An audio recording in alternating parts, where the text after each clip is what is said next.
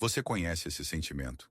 Ele não vem com um estrondo, mas com um suspiro silencioso, quase inaudível, no final de um longo dia. É o sentimento de um paradoxo, agudo como um caco de vidro. Sua mente é uma biblioteca enorme, inundada de luz.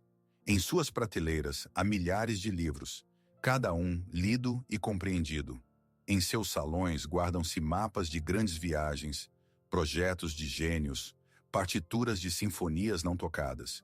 Você é o guardião e curador deste magnífico museu de ideias. Você conhece cada detalhe, cada conceito, cada teoria. Mas você mesmo não vive nesses salões espaçosos. Você vive em um pequeno e empoeirado quarto ao lado. Da janela deste quarto, você vê a vida passar, mas não participa dela. Montanhas de livros não lidos, mas comprados com as melhores intenções, olham para você com reprovação. Pastas intermináveis com artigos salvos e favoritos no navegador são lápides digitais de feitos nunca iniciados. Os diplomas e certificados pendurados na parede parecem testemunhos de cursos preparatórios para uma vida que nunca chegou. E aqui está a ruptura. O abismo entre a riqueza interior que você acumulou e a passividade exterior, quase ascética. É a frustração silenciosa de um gênio preso em sua própria cabeça. Você sabe como fazer. Você sabe o que fazer. Mas a ação em si, o primeiro passo deste quarto para os salões ensolarados, parece impossível. Como se uma parede invisível separasse o mundo do conhecimento do mundo do ser.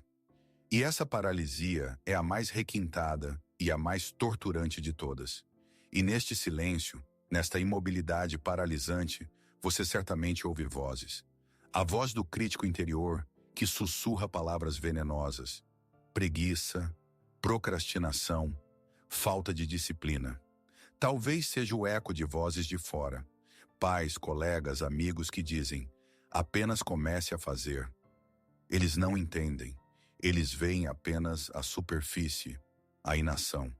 E eles julgam. E você talvez comece a acreditar no julgamento deles. Portanto, permita-me dizer-lhe algo, e quero que você ouça isso com cada célula do seu ser. Isto é o mais importante que você pode entender agora. Você não é preguiçoso. Você não está quebrado.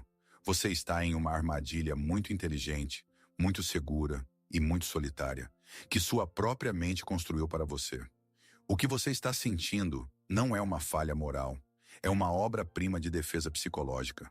Um mecanismo complexo e sofisticado, criado por sua inteligência para protegê-lo de algo que sua alma considera muito mais perigoso do que a simples inação. Sua passividade não é falta de energia. Pelo contrário, é o resultado de um gasto colossal de energia para manter as paredes desta fortaleza invisível em que você se encontra. Não é fraqueza, mas uma força tragicamente mal aplicada. Nós chamamos isso de armadilha, de fortaleza.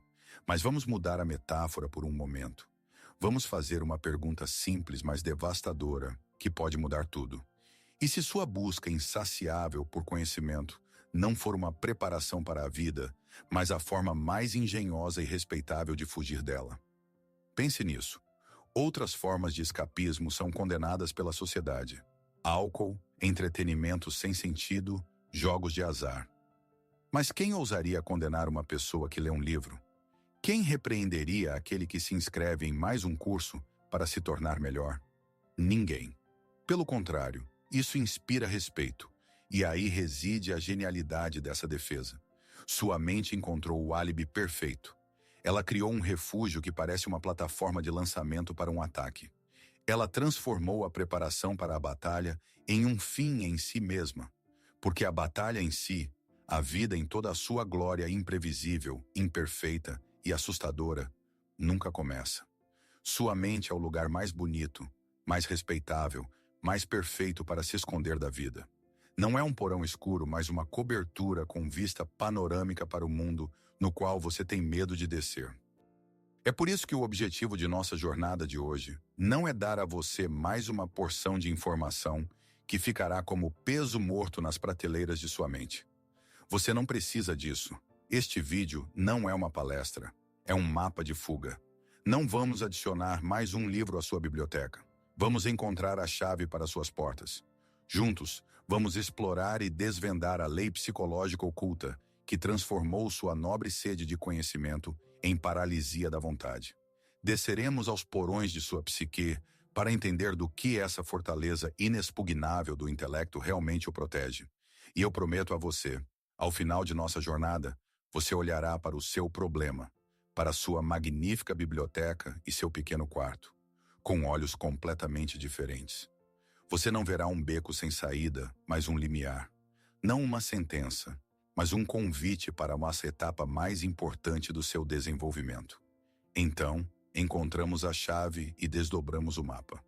Nossa jornada para o interior começa, e o primeiro passo neste caminho é remover as placas falsas da estrada, aquela densa névoa psicológica que o faz andar em círculos.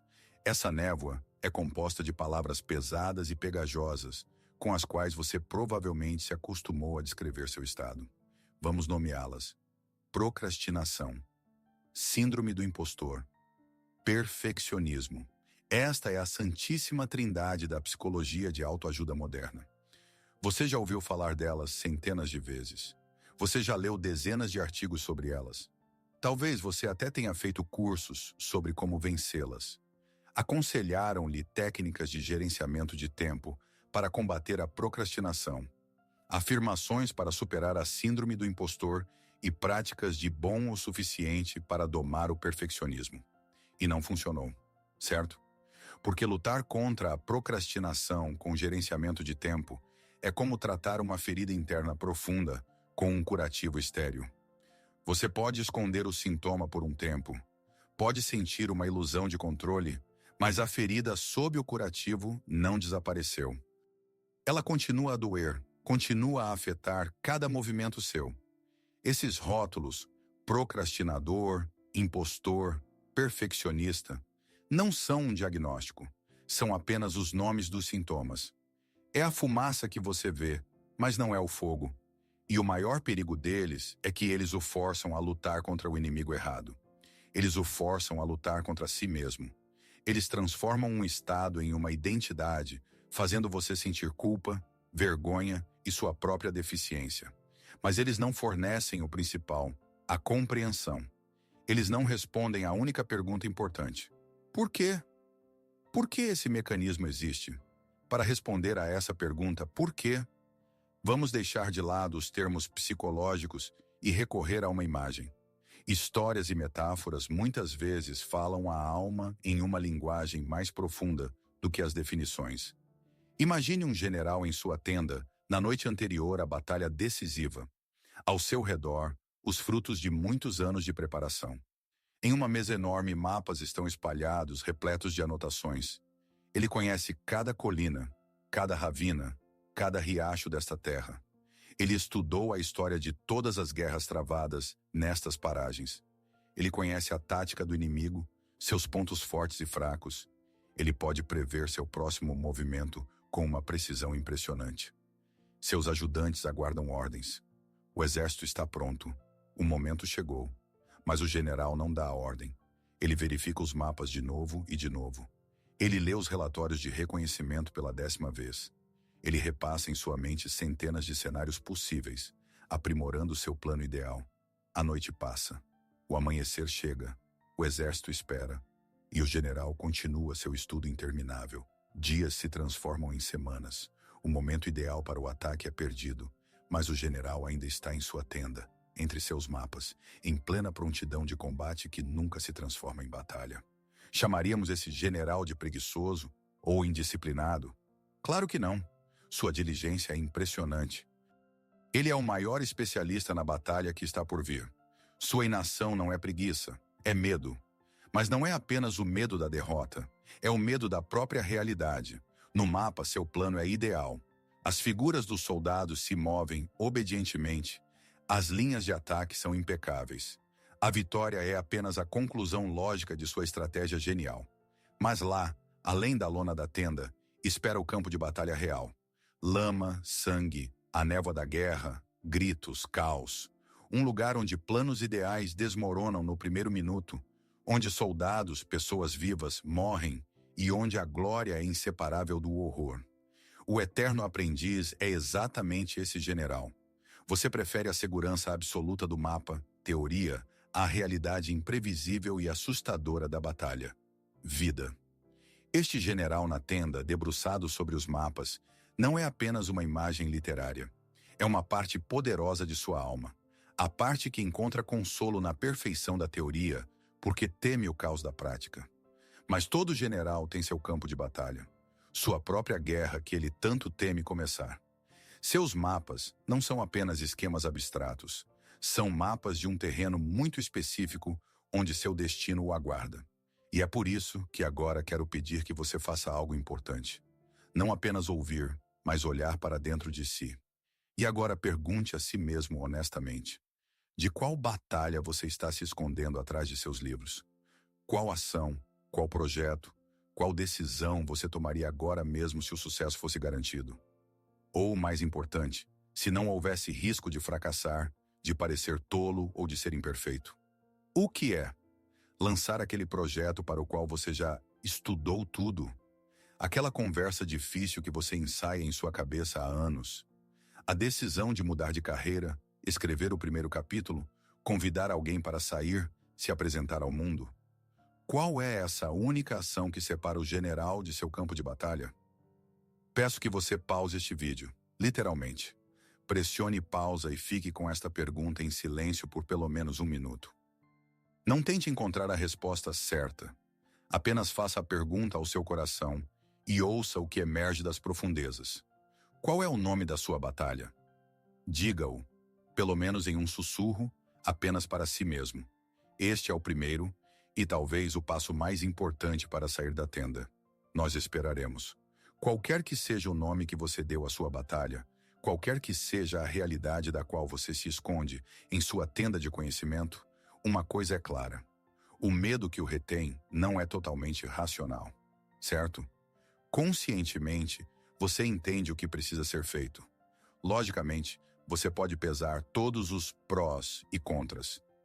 Mas no momento em que precisa dar a ordem, algo mais emerge das profundezas. Uma força antiga e irracional que paralisa a vontade e sussurra: não, ainda não é hora. Você não está pronto. Tentar vencer tal medo com lógica e força de vontade é como tentar parar a maré do oceano, esvaziando-a com um balde. Para entender forças tão profundas e primitivas, precisamos de uma psicologia que não tenha medo de olhar para o porão da alma humana. Uma psicologia que reconhece que, sob o primeiro andar bem iluminado e bem mobiliado de nossa consciência, existem masmorras escuras, retumbantes e antigas, onde nascem nossos impulsos, medos e desejos mais poderosos. Foi exatamente esse tipo de explorador das profundezas, o psiquiatra suíço Carl Gustav Jung. Ele não era apenas um médico que tratava sintomas, ele era um cartógrafo da alma. Jung ousou sugerir que nossa psicologia pessoal é apenas uma fina camada sobre um oceano enorme, comum a toda a humanidade, um inconsciente coletivo. Neste oceano não vivem memórias pessoais, mas grandes mitos, símbolos e imagens primordiais que ele chamou de arquétipos. E aqui está a ideia-chave que vai virar sua percepção do problema de cabeça para baixo. Seu estado de eterno aprendiz não é um fracasso pessoal seu, nem uma falha única em seu caráter. É uma evidência de que você caiu sob o domínio de um desses padrões arquetípicos antigos, poderosos e universais. Sua história pessoal está se desenrolando de acordo com um roteiro que é muito mais antigo que você. E para mudar o roteiro, você precisa primeiro entender seu autor. Então, estamos no limiar do inconsciente, prontos para dar um nome a esse antigo roteiro que se desenrola em sua alma. Este arquétipo, que transforma a sede de conhecimento em paralisia, tem um nome. Na psicologia junguiana, ele é chamado de puer aeternus. Traduzido do latim, significa eterno jovem, ou, em um sentido mais poético, criança divina. E é extremamente importante entender desde o início. Isso não é apenas um sinônimo de infantilidade ou imaturidade, no sentido coloquial. Não estamos falando de uma pessoa que se recusa a crescer. Estamos falando de uma força poderosa dentro da psique, que possui tanto uma luz divina quanto uma sombra destrutiva. O lado luminoso do Puer é aquela parte de você que está conectada com o mundo do potencial infinito. É o seu gênio interior, sua fonte de criatividade, espontaneidade e encanto. É ele quem vê milhares de possibilidades onde outros veem apenas um caminho. Ele sonha com a grandeza, busca o ideal, sente uma conexão com algo superior, espiritual. É a voz que diz: você pode ser qualquer coisa. O mundo inteiro está aberto para você. E nesta voz há uma verdade inebriante e uma energia enorme. Mas é aí que reside sua tragédia. O Puer Aeternus é apaixonado pelo potencial, mas tem um medo mortal da encarnação. Ele paira no mundo das ideias, mas teme a aterrissagem na realidade. Por quê? Porque qualquer encarnação, qualquer escolha real é uma limitação. E para o arquétipo da eterna juventude, a limitação é equivalente à morte. Vamos usar a metáfora central. Imagine um escultor genial. Ele dedica toda a sua vida a encontrar o mármore perfeito. Ele viaja pelo mundo, estuda pedreiras, desenvolveu um sexto sentido sobrenatural para a pedra que esconde uma obra-prima. E então, ele a encontra. Um bloco impecável no qual ele vê não uma, mas milhares de esculturas possíveis. Nele dormem um atleta, um filósofo, um deus e um santo. Ele traz este mármore para sua oficina, coloca-o no centro e começa a andar ao redor. Ele vê todo o seu potencial. Mas ele não consegue levantar o cinzel. Ele tem medo de dar o primeiro golpe. Porque esse primeiro golpe, irreversível, determinará para sempre o que aquele bloco não se tornará. Se ele decidir esculpir um atleta, no mesmo instante matará o filósofo. Se ele escolher um santo, transformará o Deus em pó. Cada ato de criação no mundo real é um ato de renúncia a todas as outras opções. E o eterno jovem dentro de você é aquele mesmo escultor que prefere contemplar eternamente o mármore ideal, com todas as suas possibilidades ilimitadas, a criar uma única escultura, real e, portanto, imperfeita e finita. Para que este arquétipo deixe de ser apenas uma bela teoria, vamos vesti-lo em carne e osso. Vamos contar uma história. Chamaremos nosso herói simplesmente de o homem. Desde a sua juventude, todos que o conheciam diziam que ele nascera para a grandeza. Em seus olhos ardia o fogo de um talento genuíno, e sua mente era afiada e profunda. E ele entendeu muito cedo qual era sua vocação. Ele escreveria o grande livro. Não apenas um bom romance, mas uma obra que permaneceria através dos séculos. E ele começou a se preparar. Ele não tinha pressa. Ele abordou a tarefa com esmero, com uma reverência digna de seu grande objetivo. Ele ingressou na faculdade de letras e absorveu o conhecimento como a terra seca absorve a chuva. Ele não apenas lia os clássicos, ele os dissecava, estudava a estrutura de suas frases, o ritmo de sua prosa. Ele estudou todos os artifícios literários, todas as escolas, todas as teorias. Então, ele decidiu que o conhecimento acadêmico não era suficiente. Para escrever sobre a vida, era preciso conhecê-la. Ele partiu em uma jornada. Ele morou em Paris para entender Hemingway. Ele vagou pelas ruas enevoadas de Dublin, tentando capturar a sombra de Joyce. Ele ficou nas pontes de São Petersburgo, respirando o ar de Dostoiévski. Ele coletou histórias, absorveu a atmosfera, acumulou experiência. Ele se tornou uma enciclopédia ambulante de destinos humanos e códigos culturais. E durante todo esse tempo, o livro vivia nele. Em sua cabeça já estava escrito. Brilhava, era perfeito. Seus personagens eram mais reais do que as pessoas que ele conhecia. Os diálogos eram mais espirituosos e profundos do que qualquer conversa que ele já ouvira. Cada frase era música. E então, após anos de preparação, ele decidiu que o momento havia chegado. Ele voltou para casa, montou um escritório perfeito, comprou o melhor papel e sentou-se à mesa. Diante dele, uma folha em branco. Ele pegou a caneta e congelou. Ele fechou os olhos e ouviu aquela frase ideal com a qual seu livro deveria começar. Ele abriu os olhos e tentou escrevê-la. Mas o que saía de sua pena era apenas um eco pálido e feio daquela música celestial que soava por dentro. Não era aquilo. Ele amassou a folha, e outra, e mais outra.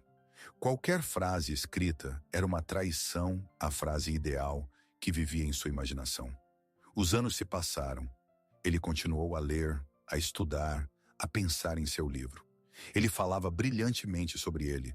Podia descrever por horas seu enredo, seus personagens, sua filosofia. Os amigos ouviam prendendo a respiração, mas ele nunca escreveu uma única linha. Seu enorme e brilhante potencial tornou-se sua maldição, sua tragédia. Ele se tornou o maior especialista do mundo em um livro que não existia. Por que esta história sobre o homem e seu livro não escrito nos toca tanto? Por que parece tão dolorosamente familiar? Por que não é apenas uma parábola sobre outra pessoa? Este homem é uma parte da sua alma. É aquela parte de você que prefere a preparação infinita, meticulosa e nobre à ação real, suja e imperfeita. A parte que passa anos construindo o navio ideal em sua cabeça, mas nunca se atreve a lançá-lo ao mar, porque o mar está tempestuoso e a madeira pode não ser tão forte. É ela, essa parte, que sussurra constantemente em seu ouvido as palavras familiares e reconfortantes. Mais um curso, mais um livro, mais um pouco de preparação, e então? E esse então nunca chega, porque seu objetivo não é prepará-lo para o futuro, mas mantê-lo no eterno presente, no casulo seguro da teoria. Esta é a voz do Puer Aeternus. E agora você entende do que ele realmente tem medo. Ele não tem medo do fracasso. O fracasso é apenas uma das possibilidades no mundo real. Ele tem medo de algo muito maior. Ele tem medo da própria realidade. Por quê? Porque a realidade é finita. A realidade é imperfeita. A realidade é irreversível.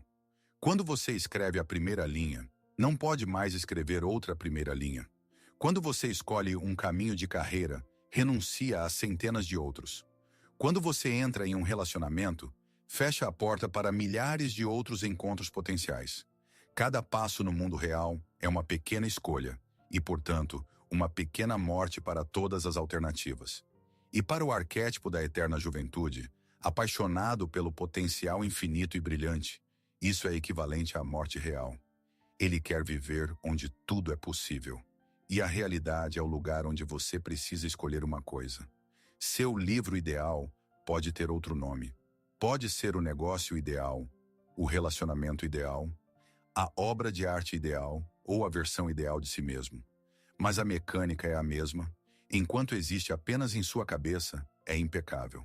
Mas assim que você tenta trazê-lo à vida, ele se cobre com a poeira da realidade, as rachaduras dos compromissos e as cicatrizes dos erros. E a voz do Puer diz: não faça isso, não traia o sonho. É melhor ser o eterno guardião do ideal do que o criador de algo simplesmente bom. Nós dissecamos o arquétipo, contamos a história. E eu sinto que para muitos de vocês, isso não é apenas informação. É reconhecimento. Um sentimento doloroso, mas ao mesmo tempo imensamente aliviador, quando alguém finalmente descreve em palavras a paisagem secreta pela qual você vagou sozinho por tanto tempo. E já que acendemos esta pequena lanterna da consciência, vamos direcionar seu feixe para a sua própria vida. Vamos tornar este conhecimento não apenas interessante, mas verdadeiramente transformador. Para isso, quero fazer-lhe outra pergunta, mais profunda e pessoal. Em qual área da sua vida este eterno jovem, este escultor genial com medo do cinzel, este escritor com a página em branco, dá as cartas? É a sua carreira? Onde você está sempre estudando, obtendo certificados, fazendo cursos, elaborando planos de negócios ideais, mas nunca dá o passo decisivo? Não abre seu consultório, não lança o projeto, não pede uma promoção. Onde você é a pessoa mais qualificada para um trabalho que nunca começou a fazer? Ou talvez seja na área dos relacionamentos? Onde você vive na expectativa do parceiro ideal, aquele que o entenderá sem palavras e corresponderá a todos os itens da sua lista interna? E por causa dessa expectativa, você evita a intimidade real, terrena e imperfeita com pessoas vivas, que podem desapontá-lo, machucá-lo, mas também amá-lo de verdade. Ou talvez seja a sua criatividade. onde suas obras-primas permanecem seguramente guardadas em sua cabeça. Grandes romances, canções geniais, ideias inovadoras. Todas são perfeitas enquanto não nascem. E você prefere ser o guardião deste museu interno a trazer à luz uma única peça, arriscando que ela não seja tão impecável. Pense, onde exatamente em sua vida soa este sussurro? Ainda não é hora, você ainda não está pronto. E agora, a questão principal. A questão que entra debaixo da pele. De qual responsabilidade ele o está protegendo? Porque o Puer Aeternus é um grande mestre em evitar a responsabilidade.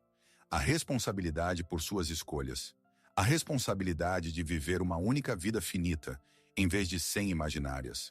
A responsabilidade de enfrentar as consequências de suas ações, com o possível fracasso, com a crítica, com sua própria imperfeição. Quero convidá-lo para um espaço de reflexão coletiva. Compartilhe nos comentários, se sentir força para isso, em qual área da sua vida este eterno aprendiz se manifesta com mais força. Este não é um lugar para reclamações ou julgamentos. É um lugar para um testemunho honesto. O próprio ato de nomear este fantasma e trazê-lo à luz já é um passo poderosíssimo em direção à cura. E lendo as histórias de outros, você entenderá o mais importante. Você não está sozinho. Se você olhou honestamente para dentro de si, talvez agora esteja sentindo uma mistura de sentimentos.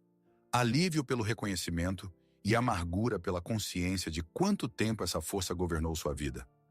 É fácil cair em desespero ou começar a se irritar com essa parte de si mesmo, com este eterno jovem que tem tanto medo de viver. Mas não faremos isso. Em vez disso, realizaremos o ato alquímico mais importante. Transformaremos o veneno em remédio. Vamos imaginar agora mesmo um novo paradigma radical. Sua paralisia não é uma maldição. É um chamado de sua alma para a totalidade. Aquela dor aguda e torturante que você sente, frustração, ansiedade, sensação de estagnação, não é um sinal de que você está quebrado. É um sinal de que você está vivo. É uma tensão sagrada. A tensão entre dois grandes polos de sua personalidade que clamam desesperadamente por reunificação. Sua alma está cansada de estar dividida. Ela está tensionando a corda do arco, e a dor que você sente é a energia pronta para disparar a flecha do seu potencial para o mundo real. E o mais surpreendente é isto. Quem mais sofre com esta condição é o próprio Puer Aeternus dentro de você. Viver no mundo das fantasias puras, em um voo infinito sem a possibilidade de pousar, é inebriante no início, mas com o tempo se torna insuportavelmente solitário e sem substância. O espírito não pode pairar para sempre. Ele precisa de um corpo. A ideia precisa de encarnação. O potencial precisa de forma. A paralisia que você sente é o grito do próprio eterno jovem, que está cansado de ser um fantasma. Ele clama pela necessidade de ação, porque a vida no mundo das fantasias o esgota. Portanto, não olhe para sua condição como um problema a ser erradicado. Olhe para ela como um convite. É sua alma batendo na porta de sua consciência e dizendo: é hora. Hora para a próxima etapa. É um convite para o próximo grande ato de sua individuação. A jornada sagrada em direção a si mesmo, a sua totalidade. Se a alma clama por totalidade, significa que alguma parte dela foi esquecida, reprimida ou não desenvolvida.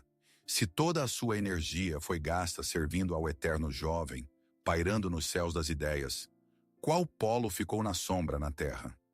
Na psicologia junguiana, cada arquétipo tem seu oposto, e o par para o Puer Aeternus é o Senex. Senex, em latim, significa ancião. Se o Puer é o voo, o potencial, o espírito, a espontaneidade e a pergunta por que não? Então o Senex é a terra, a estrutura, a responsabilidade, a disciplina e a pergunta: como exatamente? O Senex é o arquétipo do rei interior, do arquiteto, do sábio. Ele está ligado aos limites, à ordem, à gravidade da realidade. Ele sabe que todo voo deve terminar em um pouso, e todo sonho precisa de uma fundação para se tornar algo mais do que apenas um sonho. Uma personalidade saudável e íntegra é uma união sagrada entre eles. É uma dança dinâmica do Puer e do Senex. O Puer, o eterno sonhador, traz dos céus uma centelha de fogo divino, uma nova ideia, inspiração, uma visão. Mas sem o Senex, essa centelha permanecerá apenas uma centelha. Brilhará e se apagará no vazio. É o Senex, o ancião interior, que pega essa centelha e constrói um lar para ela. Ele cria a estrutura, o plano, a disciplina, para que o fogo possa queimar por muito tempo e aquecer o mundo. O Puer dá a ideia, o Senex constrói uma casa para ela. Observe seus extremos. Sem o Senex, o Puer é um sonhador eterno, encantador, mas tragicamente estéril. Ele flutua de uma ideia para outra, sem concluir nada, e seu potencial se dissipa como fumaça ao vento. Por outro lado, sem o Puer, o Senex é um dogmático seco e rígido, um construtor de prisões de regras e rotinas. Sua vida é ordenada, mas não há alegria, novidade ou espírito nela. Portanto, a solução para o seu problema não é matar o eterno jovem dentro de você. Matá-lo significa matar sua criatividade, sua alegria, sua conexão com o divino. Não. A solução é cultivar e fortalecer sua metade ausente. Deixar de ser apenas o eterno aprendiz e dar voz ao seu professor interior. Aquele que ouvirá com respeito a brilhante teoria do estudante, assentirá e dirá: a teoria é bela, vejo sua beleza e potencial. Agora vamos ao laboratório e ver como ela funciona no mundo real. Então, como essa união se parece na prática? Como convidamos o ancião interior para a oficina onde antes apenas o gênio do eterno jovem reinava? Não começa com sistemas complexos de planejamento ou técnicas de gerenciamento de tempo. Começa com uma única, mas fundamental, mudança de atitude interior. Quero que você adote um novo princípio fundamental. É este: tratar a ação não como um exame final, mas como um ritual sagrado de encarnação. Vamos analisar esta fórmula. O eterno jovem vê qualquer ação como um exame final. É preciso escrever o texto perfeito na primeira tentativa. É preciso realizar a reunião perfeita. É preciso lançar o produto perfeito. A aposta é sempre tudo ou nada. E esse fardo monstruoso de responsabilidade paralisa. Mas o ancião interior, o sábio Senex, oferece uma perspectiva diferente. Ele diz: cada ação, por menor que seja, não é um teste, mas um ritual. Um ato sagrado de dar forma ao espírito informe. Cada frase imperfeita que você escreve é um ato de respeito pela grande ideia que vive em sua cabeça. Cada tentativa desajeitada, cada erro, é um ato de serviço à vida que não exige perfeição, mas participação. Portanto, a primeira coisa a fazer é parar de esperar pela prontidão. Prontidão é uma ilusão que o Paer usa para nunca começar. Você nunca estará 100% pronto. O momento ideal nunca chegará. É um mito. Em vez disso, comece pequeno, com algo microscópico, mas real. Não escrever um livro, mas escrever um parágrafo. Hoje. Não abrir um negócio, mas fazer uma ligação para um cliente em potencial. Agora mesmo. Não mudar sua vida, mas ter uma reunião que você estava adiando. O objetivo deste primeiro passo não está no resultado. É completamente irrelevante se este parágrafo será genial ou a ligação bem-sucedida. O objetivo está no próprio ato de aterrar, em pegar a energia do mundo das ideias e conduzi-la para o mundo real. Cada ação como essa é um fio que você estica entre o céu e a terra, entre o Puer e o Senex. E quanto mais fios desses, mais forte a ponte se torna. E aqui chegamos ao ponto principal. Neste momento, é fácil se sentir pequeno diante de uma grande tarefa. Mas quero que você pare por um momento e perceba verdadeiramente a força incrível com que você está abordando esta nova etapa. Pense em toda essa energia que você gastou todos esses anos. Uma energia gigantesca, colossal, que foi gasta em leitura, estudo, dúvidas, planejamento, no diálogo interno interminável. Não foi em vão. Imagine que durante todos esses anos você não esteve apenas parado. Você estava construindo uma barragem e acumulando um enorme reservatório atrás dela. O reservatório de seu intelecto, sua sensibilidade, suas ideias, sua profundidade. Essa força não desapareceu. Ela está aqui, agora mesmo. Ela zune dentro de você, procurando uma saída. Até este momento, você pode tê-la direcionado inconscientemente para uma coisa, para mais acumulação, para fortalecer as paredes da própria barragem. Agora você sabe para onde direcioná-la. Não para fora, em busca de mais uma teoria, mais um livro, mais uma confirmação, mas para dentro, para construir aquela ponte entre seu jovem interior e seu ancião interior, para abrir as comportas e permitir que essa força acumulada irrigue a terra seca da vida real. Deixe estas palavras penetrarem em você. Você já tem tudo o que precisa. Seu conhecimento não é um fardo, é uma fundação. Sua sensibilidade não é uma fraqueza, é uma bússola. Suas dúvidas não são um defeito, mas um sinal de uma mente profunda que não se contenta com respostas simples. Tudo o que você considerava seu problema é, na verdade, sua maior força, que estava apenas esperando a aplicação correta. Sua curiosidade, aquela mesma característica que você achava que o mantinha preso, é o seu maior dom. Agora é hora de presentear o mundo com este dom. Não algum dia quando você estiver pronto, mas começando com um passo imperfeito, mas sagrado. Hoje, nossa jornada se aproxima de seu momento culminante. Começamos em um pequeno e empoeirado quarto ao lado da magnífica biblioteca de sua mente. Estivemos na tenda de um general, estudando mapas eternamente. Espiamos a oficina de um escultor, com medo de tocar no mármore ideal. Demos um nome à força que o mantinha neste cativeiro honroso. Puer Aeternus, o eterno jovem, e encontramos aquele que esperava na terra para ajudá-lo a pousar. Senex, o sábio ancião. E agora podemos formular a lei psicológica oculta que prometemos revelar no início. A lei oculta do eterno aprendiz diz: quanto mais tempo você permanece no mundo seguro e estéril da teoria, mais monstruoso, caótico e assustador o mundo real lhe parece. É um ciclo vicioso. O medo da realidade o leva a estudar, e quanto mais você estuda, mais nuances, riscos e razões para o fracasso você vê, o que, por sua vez, intensifica seu medo da realidade. E desta lei decorre a principal conclusão libertadora. A saída desta armadilha não é saber mais, mas ousar viver com o que você já sabe. A saída não é adicionar mais um livro à prateleira, mas pegar um deles e tentar construir, com base em seus projetos, pelo menos a cabana mais simples. Sua mente não é uma fortaleza para se esconder da vida.